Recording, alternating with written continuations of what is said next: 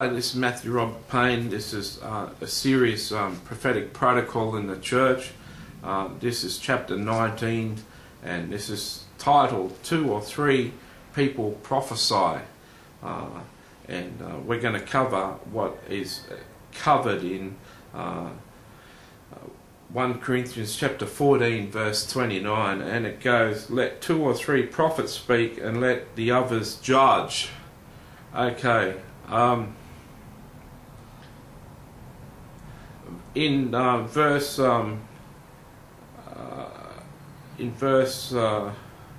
27-28, it says, "In any public meeting in a Pentecostal church," of course this wouldn't be going on in a Brethren or a Baptist church, but in a Pentecostal charismatic church, if you've got interpreters in the meeting, it's good for someone to just speak out in plain tongues, and an interpretation come to it allows people to prophesy by speaking in tongues, and an interpreter can interpret the tongues and bring a prophecy to the church.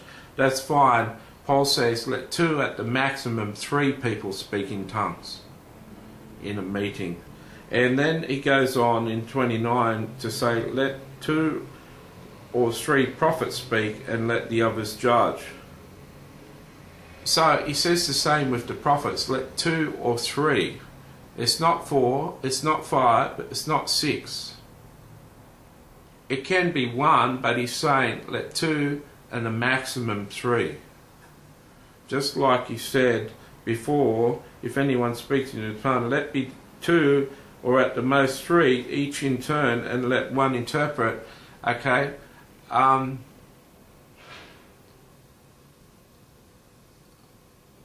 I could have been wrong. There could be a separate interpreter for each of the people speaking in tongues in chapter 17. So anyway, I could be wrong about that. But anyway, when we get to verse 29, he says let 2 to 3 prophets speak. So it's not proper protocol for 5 prophecies to be read out in the church. According to Paul, 2 to 3 is enough. That makes sense that if God has got a message for the church, he can do it through 2 or 3 people. I find it interesting going to a prayer meeting and people praying for a certain person, a certain individual, or a certain thing, and 10 people want to pray about the same thing. I always find it a little funny, because if someone was really close to the Spirit of God, it'd only really take 1 prayer and everything would be covered.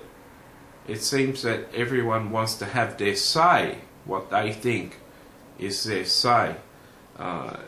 Let me tell you something, if God is speaking to the church, he doesn't need more than 2 people to bring his prophetic word to a meeting.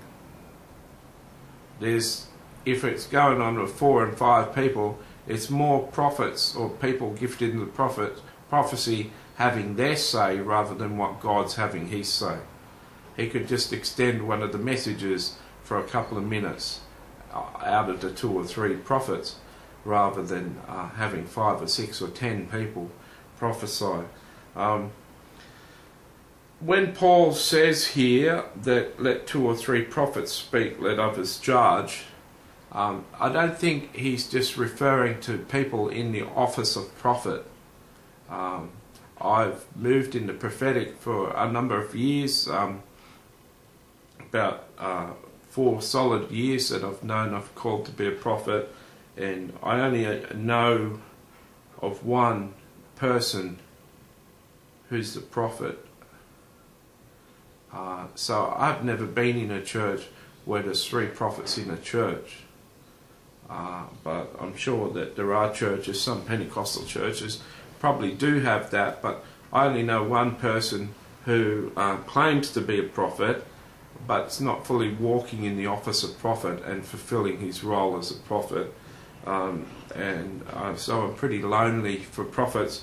But I don't think that the Apostle Paul is saying a person has to be a prophet to speak prophetically in a church meeting. I think Paul is using the word prophet here as someone who prophesies, someone who's got the gift of prophecy.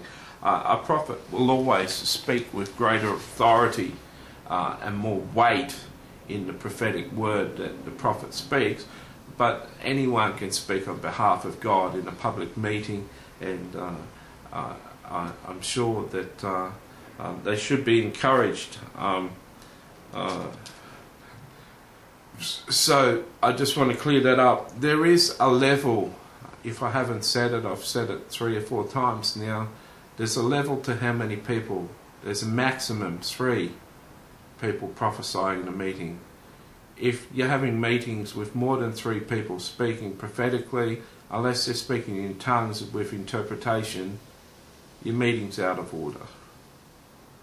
If it's got more of a balance, it's unbalanced and it's got a lot of people prophetically speaking, the meeting's out of order. And it's out of the order of Paul. Paul says that these are the commandments of Christ later on in the chapter. So I hope that you can consider this